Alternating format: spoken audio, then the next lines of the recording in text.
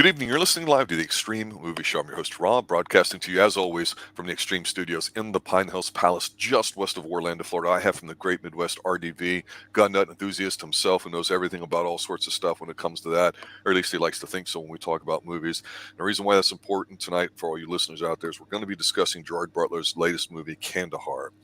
Um, I will say this, RDV, my initial take on this film is we've talked about a lot of action movies lately, specifically the two Extraction films. We've talked about Gerard Butler's earlier movie, I believe it was Plane, where he was a plane captain. Um, this movie, I will say this, technically it's solid. It's watchable. I think the writing sucks and is horrible. I don't want to hear guys say stuff like, you must hug your women like you're never going to see her again because in this line of business, that might be true, or something stupid like that. We get dopey stuff like that we don't need, that just doesn't work. But there's some cool shots and scenes in here. So while watching this movie, I could barely recommend it. Definitely if you're a Gerard Butler fan. But what I'm going to probably talk about here after I get your initial take, once we start diving into some things about here, is we've seen, I think, a shift, much like we did with Commando from 1985, recently reviewed here for Father's Day on the Extreme Movie Show, for movies where I think we're starting to have a shift now with what action movies we have, because these super technical ones like John Wick or like Extraction, which I think is better than the John Wick films, Mhm. those are cool to watch and interesting, and I think that's the whatever the trend is going to be going forward. But there's something about this film Kandahar, and we'll talk about Gerard Butler shortly. I like a lot of what they do in this film, where they film it, how it looks, but all that technical craft doesn't matter if I don't give a shit about anybody. And unfortunately, I have to say this: I love Gerard Butler. He always has got a great screen presence. He's shown a lot of flexibility as an actor. It's just hard for me to really sink my teeth in this movie, and I certainly don't mind slow, tense buildups. I like the slow movie as much as the next person, which for a lot of people is not. And this movie's a little kind of uneven, and I'm trying to ask myself, what movie is it trying to be? Because it feels like it's changing its tone every 20, 30 minutes or so, a little bit. It's not to say it's a bad movie, because it's not. And it's watchable, but I'm not going to say I had a lot of fun watching it. Does that make sense? Yeah. So if anybody's wondering what this movie is, imagine if you went to go watch a movie, uh, thinking it's going to be, thinking, oh, it looks cool, and then you realize it's not a Guy Ritchie movie, but it's almost a spin-off, or not a spin-off, but like a like like when you go to Blockbuster, you'd see here's the movies, are all the big movies, and then you'd have all the knockoff movies. This is a knockoff of Covenant in a sense, with a little bit of a different story. The guy is translator behind enemy lines, trying, their cover's blown. They're trying to get to this area base so they can take off and leave. They're being hunted by ISIS, but not really ISIS. It's like Because nobody wants to Taliban. see that Yeah, today. yeah, it's Taliban, but ISIS is painted as the good guys in this a little bit. It's really weird, and it's just a complete mess. Um, there are some good scenes in this. There's a scene where you get Gerard Butler with night vision goggles versus a helicopter pilot who That also was has night cool. vision.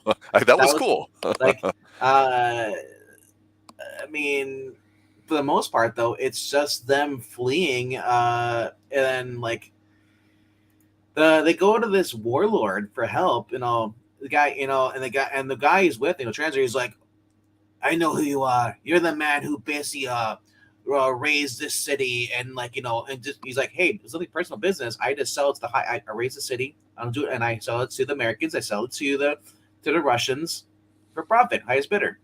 Right. And the guy's like you killed my son, was one of the innocent of the thousands of women. I'm thinking like, dude, you're surrounded by a bunch of guys with guns. Hmm. Gerard Butler's just trying to get the hell out of there. I'm like, oh my gosh, Gerard Butler, he needs it because he's a translator. But I'm like, man, oh, that guy's an idiot. Almost got him killed.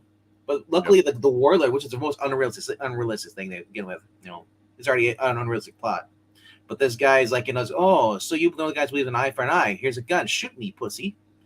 And the guy's like, oh, no, no, no, I won't shoot you. God may have forgiven you, but, or I, say, he basically said, like, I forgive you, but God may not, whatever. And it's like, just shut up. Why'd you make a scene then?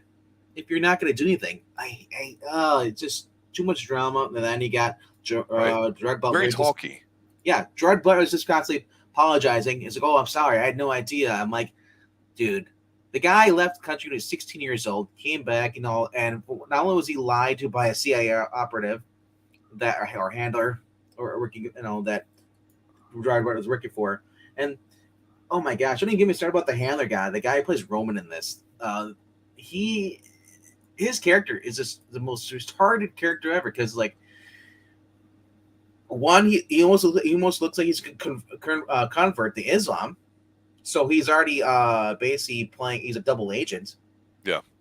But then it's like I'm like, and then you see the scene where they're being chased, and then he's like, and the one guy, because you see over at Langley, they're following them with a drone, but they're not allowed to make my contact. And the one guy says, as he's like, dude, he's like, why isn't Roman made contact with them? He's like, he's like, what do you mean?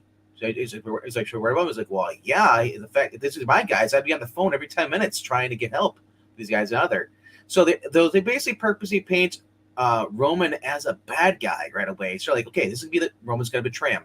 He's gonna sell him to the Taliban, But then he shows up with these Afghani commandos posing as ISIS in order to save him from the Taliban. It's just like, what is going on here? It's like, and at the end, they're being chased in this truck, and he goes to the sunroof. He's shooting the guy, and this is a box truck, and it has a guy on a motorcycle, and with the main leader, the main bad guy. He's a Pakistani. He looks like the guy from the raid. The cop. Yeah, and like he's the most useless character in the whole entire movie as well, for a villain. And I'm thinking, like, man, he's the nice Taliban. He's not the evil Taliban. We're the new regime. He's like, because he's telling the old regime, the Taliban. He's like, no, we're not going to go around. He said, stop beheading women, or stop killing women, and beheading people, taking selfies. Do you want us Americans to bomb us again? No, we're going to change. I'm like, really? Who wrote? I'm thinking, like, who the hell wrote this? Because this is the most unrealistic thing I've ever. Third of. I guarantee it's Mitchell LaFortune. I'm not sure what else he's written. Not much. No, not really much at all. I can see why, because his stories suck. But he's got upcoming movies now. He's got Last Breath, but I mean, I don't know, man. Like I said, like this is one of the worst movies I've watched in a while. I wouldn't say it's the worst movie of 2024, or 2023, but it's the worst one I've watched so far. Oh wow, really? That bad? I try to avoid bad movies. I stick to my lane, only ones I'm gonna like. And Gerard Butler I give him a chance because I know he's a good actor. He just gets shit roles a lot of times. Yeah, it's like when I grew up watching Dolph Lundgren movies. I know they were not the best movies, but they were actually so decently written. Even some of the worst ones, like he was a preacher with a machine gun, we watched. But the Dolph Lundgren thing, you're right, because they wrote it knowing what he was going to do. Yeah, this was just like a mess. It's like, man, and especially after watching the Covenant Guy Ritchie movie, which is somewhat similar, not completely the same, but it's more tense and more adult-like to me. Oh, he does. It treats you with respect as watching it. This is just like it's just complete a waste of time. I honestly I hope that Gerard Butler got a nice fat paycheck because, man, this movie is just bad. It brought home $6.7 million in the box office, but we don't know what the actual budget is. Though it doesn't say on there. Yeah, so I agree with you because there's a couple scenes in here that stand out to me. And when we talked about, it's actually a really cool scene. Normally, I bitch about action scenes at night, like especially the CGI crap fest we see in movies like the Godzilla movies or other ones, because it makes it easier to not see stuff. And that's crap. I want it midday, high noon. I want to see what's going on, right? I mean, if you're going to do it right. Don't stop screwing around. But the one scene here, I'm like, okay, there's a car chase finally after like 30, 40 minutes into the film. And then we end up at night, and Butler's got the night vision, and he's got the copter after him.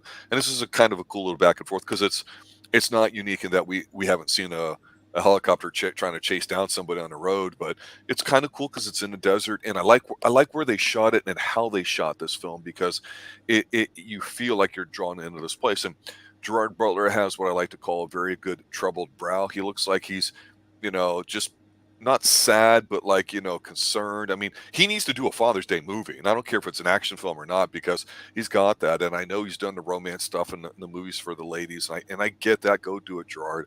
But damn it, we want the ass kicking Gerard, not the guy that does a couple things in the movie that's supposed to help everybody else out internationally. Because the problem is with the movie and how poor the writing is you don't really give too much of a rat's ass about any of the characters here. It gets a little judgmental without exactly coming out and saying it on several topics. Even the scene where um, when they meet the little boy and are talking to him, and the kid, he's this young kid and he's dressed up, and they're having a quick conversation, and the kid's like, yeah, I know how to make IEDs and this and that or like that. And you're like, well, shit, in this kid's bubble, in his world, as shitty as it is or whatever you want, Yeah. guys want to judge it, the kid's got value, right? And that's And then the believable one kid parts. basically, or the one guy basically, he makes one of those cryptic comments like, you should not read the Quran, because if you have read it for yourself, maybe you would understand it's not exactly what they tell you it is. Yeah, And that's kind of like, it doesn't really amount to anything later in the no, film. So it's like, what the no. fuck's the point, He bro? just Come he on. just like I said, this is the new the Taliban leader, the one who's supposed to like turning over a new leaf. He's changing ways. Like it's like, oh, he's asking, yeah, if you read the Quran, he's like, no. Well, you should read it, because these men are lying to you and not telling you exactly what the Quran means. Basically, trying to this movie tries to paint the Islamic faith in being like not what it is portrayed. Like this is like a Taliban sympathizer movie. And like I said, it's all I know. Like I said, for me personally, Middle East is a shithole. You get multiple factions, people who don't aren't part of it. They're basically all a bunch of hooligans with guns, gangs fighting for control. Miscreants. I'll Because take they, a they less kick out. general approach than which you Yeah. are, and be a bit more at the macro level here, and suggest that regardless of who's listening to a stream or what country or religion that your background is, if you look at purely from an economic sense, where I nerd out on this a little bit, where if you take in the fact that it's really is about a resource game and who's controlling it, that you can understand why these things happen, because you have similar type things in very poor areas, Mhm. as well as crime. It's a battle for resources and all that stuff, and it's just different. So to me, calling it a sympathetic movie, I understand what you're saying. I don't know if they had the balls to really say this is what we really want to do, but we want to put it in there just so if people want to read it and they can. And I feel like that's what they try doing with a lot of these scenes here. Your point Well, about Gerard Butler's character kind of apologizing for everything. It's like, you do what you fucking got to do, and make the well, plan, work the plan the work, whatever all those expressions are. That's what I want out of Gerard Butler. And I don't mind if he looks a little troubled sure. and proud in his middle age and everything else there. But again, we want to have the movie revolve around him. And unfortunately, one of the things earlier on when Well, I he's not an talked about the American. trend of these He's movies coming is that yeah. you can't have, it seems like, almost somebody by himself. And even Hemsworth, which he does best when he's not speaking and he's just doing physical acting like he was doing in Extraction movies, right? They still fucking have to have him with a team. And it's uncalled for. It's unnecessary. You don't really need it. And I would say and I'm going to go out on a limb saying this. I'm going to say I've got a little bit of recency bias with Treat Williams and all that with a substitute, but he was in the Sniper films. You go back to the first one that had Tom Berenger in it and Billy Zane. There was more of a connection between those two because it was about them and their roles. One's a young guy, one's the master sergeant, if you want to call it, the leader of these two. And things happen, and it's just about them trying to get out of whatever shithole they're in, and that's it. It's not about the politics and why they got in there, how they got Sure. into it, or God damn it, let's talk about how poor the system is, or any of these kind of things that we don't really give a shit about in the movie. Yeah, We and don't, you know. I gotta say, like that. This another thing they're trying to paint. I said they're trying to paint the Americans as bad. Americans came in, they raids, they bombed and killed all these innocent women and children. I did it for them, It's like his character, Rob Butler's character, is not an American. He's a British MI6 agent or former MI6, working for the Americans to basically destroy Iran. He was using over Iran because Iran had nuclear problems, and also the basically he poses a contractor coming in for cable stuff. allowed the Americans to hack into the base, raise the temperatures on an underground nuclear facility, and blow it up. Meanwhile, the reason he's in this shit because his coverage blown because the stupid journalist, activists, I'm gonna expose everything. The Americans are hypocrites. Look at all this. They're gonna go, what's and then the Afghans, or basically the Taliban are monitoring her the entire time because she's how much of a stupid person is. I just got to the point. This movie just irritated me the heck out of me. I wanted to be right next to him and with the gun and start shooting things. Give me my AK and just let me start blowing things up. It's just frustrating. And it's all Dad because action movies. That's what Johnny's saying in chat. like literally, It's what it feels like, right? I don't want to watch my dad in an action So- flick. no. So literally, this movie, the reason all this problem is because of a woman. Because she decided, oh, I'm gonna expose Americans are hypocrites. I'm gonna do this. I'm like, And what you else are- is new? And nobody else is around the world. Okay, tell us something we don't know. it's just It's it was useless. Who cares? was Nobody a- does. yeah. And then at the end, she miraculously is allowed to live because these two guys were supposed to know one's ISIS leader and the other one's a Taliban leader, I guess, or whatever, or Afghani, whatever. I don't we really don't know what he is. All I know is those two guys, like two rich guys, had an exchange on the phone. And it's like, what do you do with the girl? Well, I let her go. Oh, that's cool, nice. I'll see you later for brunch. I was like, what is this crap writing?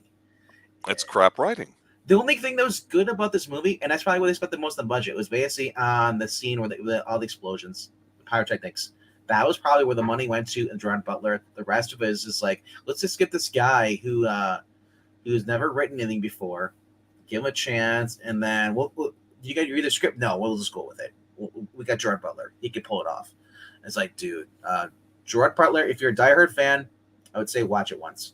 If you're like, if you're not really a big fan of Gerard Butler, do not watch this movie. Well, early in the year we covered what was a plane that he was in. Way better movie. Absolutely. Much my better. God. And in there, he kind of has a team in a way. He has some of the people or whatever. But He's it's cool seeing him. Like I said, I popped hard when he's just sitting there with a coffee cup and they're greeting people when they come to play. I'm like, that's the Gerard Butler I want to see. In Plane, he wasn't even the main star. He was, but he wasn't an action. He wasn't Rambo. He was an action guy. Right. He had the guy who played Luke Cage in the Netflix show. Was a former Legionnaire, and he was also a convict that was on there. He was extradited to the United States after the plane crash. He's the one that basically said, like, here, you never hold a gun for you. He's like, no, I just basically just flew the planes and dropped the bombs. So, like, you got to see like more realistic version of this guy who basically has never seen combat face to face, having to kill people and having actually had to see where he had to struggle for his life. The other issue with this movie, with some of the things, is I blame Jason Bourne for this, seriously, even though I love the films. The first one's just phenomenal. The other two are, of course, descend in quality. I think that modernized in a way because it was a little bit smarter than what James Bond movies had become. Certainly at the point, Playboy fantasy versus, hardcore sort of military action. And so I know that sort of changed films a little bit. Then we've got like the Taken movies and some other things. But for me, I want to see somebody doing something using their brains, or if they've got brawn, or really going through their fucking ringer. Like you could argue John Wick's a great example of it, but it's emotionally dead to me, despite how technically sound it is. I want to see more stuff like the prison fight and Extraction too. That's it. I don't need anything more. Just give me more of it. And unfortunately, instead of getting that, where technology in, say, Extraction 2 is more of just a prompt for the film, where like he's talking to somebody and saying, hey, I'm having a problem here. We're having to go through here. And they're like, when are you going to be there? Okay, 3 minutes. Boom. That's all you need. Here we get the modern day crap that bores me to tears because you can't get emotionally invested when you have the combat readiness room, the war room, whatever you want to call it, the special ops room, where the commander and their center is assessing the situation and deciding what metrics they want to involve themselves and whether or not you're allowed to take the shot and all. I don't care about any of that. I want to see Marky Mark and Sniper. He might tell us a little bit about how difficult it is to be a sniper. We get a little technical detail. He gets set up. It's about him outmaneuvering the government. That's all it needs to be. That's cool. It's fun. The TV show was kind of like that. And then here it's like, yeah, that's nice. You can do stuff and, on your phones and call people and you can detonate stuff or you could laser paint it for new stuff. And I don't give a shit. And and I'll even say this: there was a Jason Bourne movie out, and I think I want to call it Jason Bourne 4 in it. It had the guy whose name escapes me, Jeremy Renner, who was in the real bad accident here a few months back and all that. And he plays, it's like a spinoff, right? And in a Yeah. Jason Bourne world, he plays an agent like Jason Bourne. And the thing is his generation had to take certain medications to make them a little bit smarter, a little bit stronger, a little bit more, whatever. And that I thought there was a nice little subplot to that because he couldn't function without his meds. And so a big part of it was trying to figure out how to get his meds and do what he had to do. And I thought that was a somewhat compelling story. Of course, Jason Bourne, everybody thinks car chases, action scenes, and all that. But the human element was there. And I think it's a really undeserved film out of the four. And nothing ever came of it. But So something that's even more compelling. there, I don't want to see all the stuff like what we got in here, even though it's showed to you pretty well. It's boring. so there was one star I recognize in here, and I was like, oh my gosh, I've seen this guy before. Mark Arnold. You're Who? like, who's Mark Arnold? Exactly. Back in 1985, Michael J. Fox did this movie about a basketball. It was a basketball player, but yet he was also a teen wolf. Oh Mark no! Arnold was the guy with the black hair, the basketball player, putting up against him, the rival on their own team. He's in this movie. He's the guy in the controller. You see him in the Ray Langley. He's the one in the white shirt, the white dress shirt. Right. Recognize him right away. We see him. I was like, oh my god! I was watching this guy. I'm like, who the hell is this guy? And then I'm like, then I look at, then I realized more. It's like he was also in Blade Runner 2049. Mm-hmm. He was also an Angel Has Fallen. He played James Haskell in there. He was the villain. Yeah, I was like, I'm like, why do I know this guy? Because I'm like, he looks so familiar. And then I was like, oh my gosh, it's the guy from Teen Wolf. So, another thing a lot of action movies lack that gave it an extra grade, an extra +1, especially in the 80s, was the patriotic element. You could go, well, that's just propaganda, and American propaganda is the worst in the world because it's so in your face, it's so rude, and we're French and we're cultured. We don't like it when you try to shove tips in our hands and all this stuff. And it's like, bro, deal with it. We're America. You know what I'm saying? And it's like, I know that whatever has fallen movies kind of has it, but not really. But it sort of is. You think it's there. They're still kind of badass compared to whatsoever. And I go, man, this is not a bad movie, but most people don't know what's going on overseas and are too busy living their day-to-day lives. I don't think most people want to be talked down to and lectured about all the different sides. So we can say, well, we'll let you be a smart watcher and decide which viewpoint you want to have. We'll just present all sides equally, so you can decide whether or not you think Taliban should be considered the enemy or not, or America should be considered this or not. And it's like, that's wishy-washy. If you're going to say America sucks and you're going to make an anti-American movie, do it. But do it and do it right. Do it where it's consistent. Don't be wishy-washy about it. If you're going to say Taliban's good, show us. so It's no different than when we see stories about like the soldier who falls in war and a little kid pulls him up from the stream and brings him home, mommy, daddy, try to make him feel good. And there's no wars or this, that. You're just being a good human being sort of thing. Even then, as hokey as that sounds, there's the human element. So here, it's just kind of void. I got to ask you, do you realize this movie is supposed to take place during 2013 without even telling you? No, you would not know. No, you would not know. It's based on a true story. It's off Tom Harris, or Tom Harris's character is basically supposed to be. It's a fake name, but the military intelligence officer Mitchell LaFortune, the guy who wrote this, was the real F guy who got let. He was a CIA operative. Based in 2013 during the Snowden leaks. It's basically he's an interpreter and undercover CIA agent who basically on a risky assignment in Afghanistan and made to get exposed. Right. And, trying to make its way to Kandahar, Afghanistan, which is 400 miles away, so they can get to a British evac. This group that's leaving.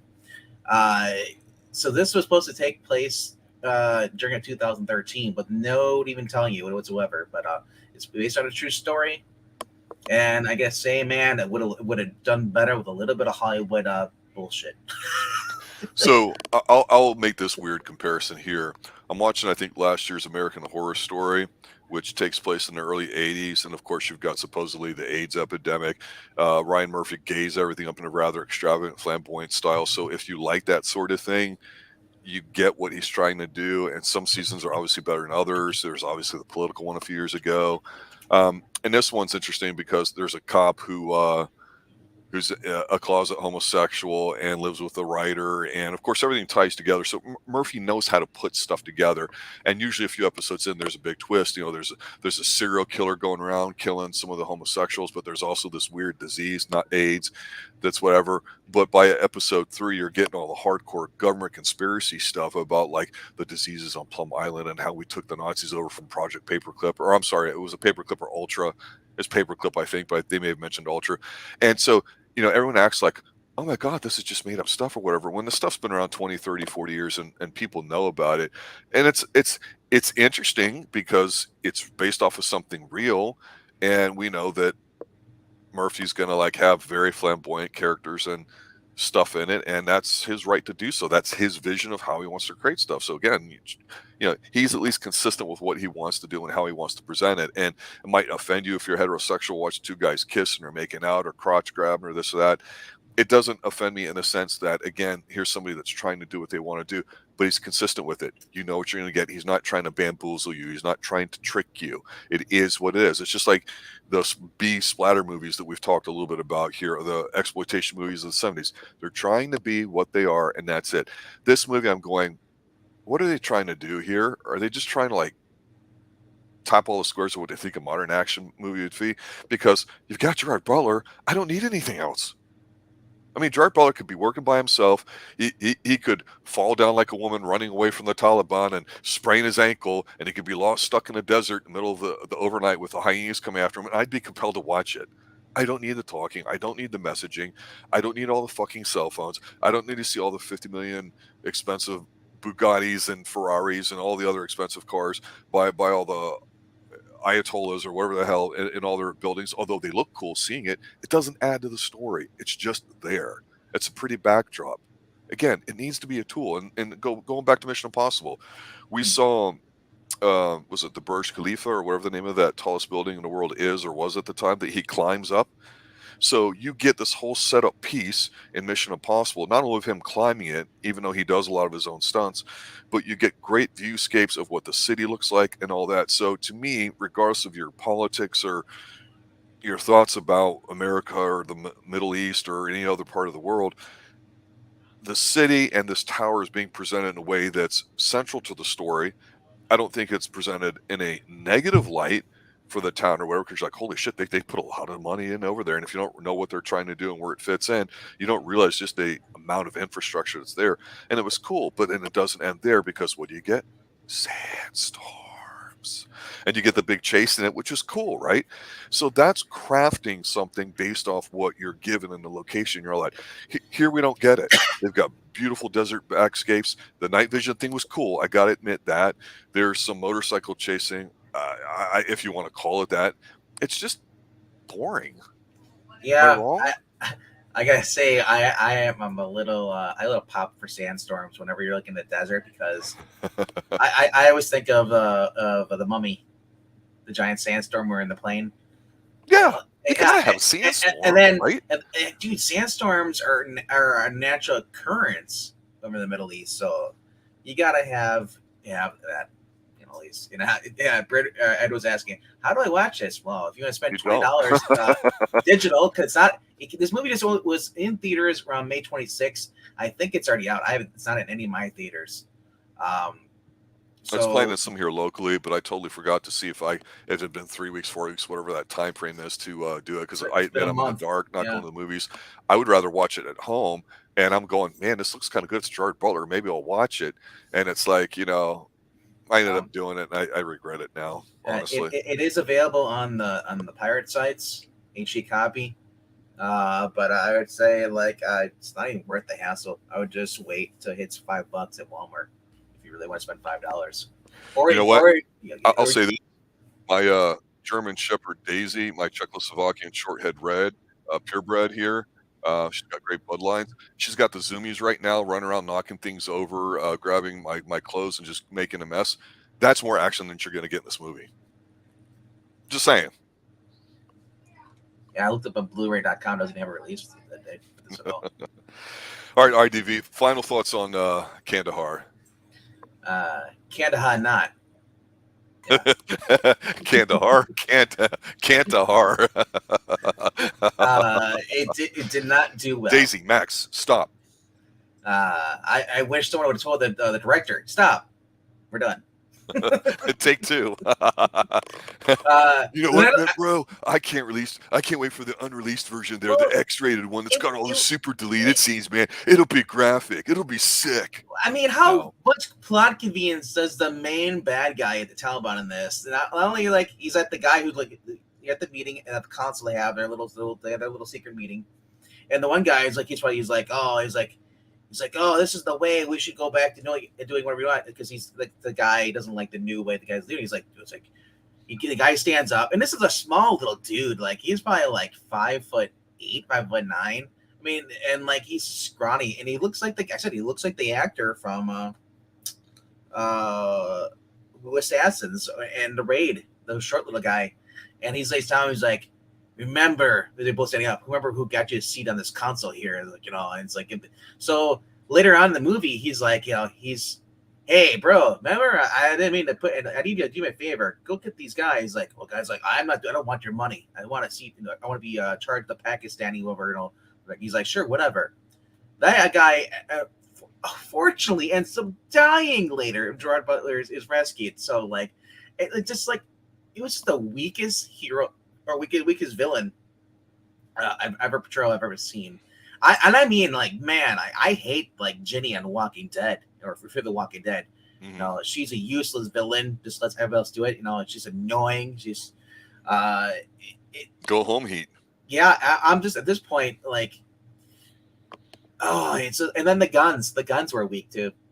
Little machine guns. I'm reminded of a show from the late 70s, early 80s that was super big. It's called Dallas. Okay. And bear with me a minute here because it does have bearing. It's a show about Ewing Oil. And so it was really popular because in Texas, everything's better in Texas, bigger in Texas, whatever you want to call it. Of course, their barbecue is beef. It's not, pork. And just some Dallas isms. And if you're from the South like me, you recognize there's different subcultures in the South, right? But Ewing Oil, it's about oil, right? So the families made a lot of money in oil. And so the grandfather's got like a son, and who's of course somebody that we know from TV there, and he's J.R. Ewing, and then you've got his sister's husband, Patrick Duffy, who's the pretty boy that comes in to run the place, and boss meetups when we have now movies are stupid. They're talking, they're little guys, you're like bored. Even with the James Bond films, when the bosses meet, you got the culture, you got like I go back to friggin' Moonraker and the whole spot of tea and cucumber sandwich scene, right? There's a scene in Dallas where it's a popular one where they're all intents and purposes at a strip club. They're at a steakhouse or whatever, having their drinks or whatever, like laughing and chuckling like old guys. Bobby comes in there all huffy puffy or whatever like that. And he's like, why did you take 10 million out? And he's like, because it's my money. I'm Ewing Oil. And he's like, but you hired me to run the whole place, and you need to be telling me what you're doing like that. And he's basically like, chill the fuck out, bro. And he's the old guy, and he stands up and he just stares him in the face. He goes, look, you think you've got the power? If you have to ask for it, you've got nothing. I made it. It's my money. I do it if I want. You need to learn that lesson. And he walks off. And that was like so friggin' compelling back in the day because of the power structures. You Mm-hmm. do something on your own, you own it, you're recognized for it. You're somebody that runs it. That doesn't mean you got the juice. You know what I'm saying? But Yeah. they're meeting up, they're doing their routine. And you watch J.R. Ewing over there. He loves his dad. You can always see that from the movie, even though he's a bit of a bastard. People loved his character because he was fighting with Bobby about Ewing Oil and all the other shit that was going on. So it wasn't about oil. It was about relationships. And it was about us understanding where each one came from. And of course, power structures. And in today's world with a lot of action movies or just movies in general, because everybody wants to have this sense of equality, of position, of outcome, of physical status, and all that stuff there, that fat can be pretty, and skinny can be macho, and little girls can beat up 20 guys. It's so unrelated to anything in reality that anybody can be John Wick. And when anybody can be anything, it takes away the special nature of what makes us want to appreciate what people are compelled to do, like Gerard Butler using a skill set in here getting away, or if it was a woman in another role doing it too. And we've gotten so far away from that with just movies in general, and it's so permissive about it. Even bosses, to your point, are limp-wristed, they're weak. They can't be evil because they have no power. They're just wimps. And it's about, well, money, and I can do this and I can do that, and it's all about the government and who's backing them up and all that. It's totally ineffective because the government is not a person. It is a thing. It is a construct. It's not there. You drive through Washington D.C., you don't see the government. There's government buildings, but the government's not tangible. When you've got a big badass guy like Fishing Hat Guy in Bloodhounds, a Netflix TV show that's mildly recommended by me, the guy's big. He's physically imposing. He takes an ass beating and he gives one out. And you're like, fuck, this is a bad motherfucker. He's like Korean Jaws. We talk about Korean Chuck Norris. This is Korean Jaws, minus the teeth. At least they got the idea of it right. Have good versus evil. You can have them competent. You can have them stylic. Whatever. Do something. Be clear with your decisions. Don't be fucking wishy-washy. You're having a movie like Kandahar that we just watched and spent way too much time talking about. It's horrible. Yep. Yeah, you got me hating it now talking about it. Any other final thoughts? Just that, man, if you want to watch a better movie than this, go watch Far Cry by Yul Bull. Oh, that's a little more delicious entertainment, especially with him in it. Oh my god! But it was still a good movie. It wasn't really like the game, but it was so fun. Now, Sunday night, so everybody knows, I think everybody's pretty much planning on it. I believe we're going to be reviewing Raiders of the Lost Ark, for better or for worse. So we're going to post that a little bit early too. We want to get a big showing for that. I want to give it every possible benefit of the doubt, based off of the trailer, which trailers are horrible these days. I have zero hopes for it. I want to like it. I know they de-age him. I understand all the politics and all the stuff going in there. I just want to come away going, it wasn't as bad as I thought. And that's how low my standard is for this. You've got any quick comments or thoughts about Indiana Jones? It can't be any worse than the last one. You're wrong. Life will teach you, young man, that it can always get worse. I'm just saying, I go with most movies not expecting to be wowed. Like, if that's one thing I've basically done ever since I was younger. I've always. Let me ask you this: you go to watch it, right? Yeah. Before we review it, let's say you're watching a film. If it's that bad, would you walk out on it? I've never walked on a movie. I usually fall asleep. Oh dear Lord. Yeah, so guys, check it out. If you plan on seeing it or not seeing it, we'll definitely go into detail about what we liked and didn't like here on Sunday Night. Professor Pixel, young 20-something here, also from Central Florida, will be joining us with it. It'll be interesting to get a take on it because I think we'll have a pretty clear message what happens at the end of the movie. And I know some spoilers are leaking out pretty soon and some other reviews are going to get up. But you know what? We don't want everybody else's reviews. We want the extreme take. Maybe it'll be as good as maybe it'll be as awesome as Fubar. Don't get me started on Fubar. Do not watch Fubar with how should I say this? Arnold Schwarzenegger and a bunch of woke people. That's he's got juice. I have a friend who's a black pill, and he said it was actually good. Well, you know what? I'll let you guys decide. It's not up for me to make that decision for you. We're just telling you how we think and feel about it. We compare it to other things too. But yeah, Kandahar, again, just to sum up, not really worth it unless you're a Gerard Butler fan. Both of us kind of agree on that. It's got some cool scenes in it.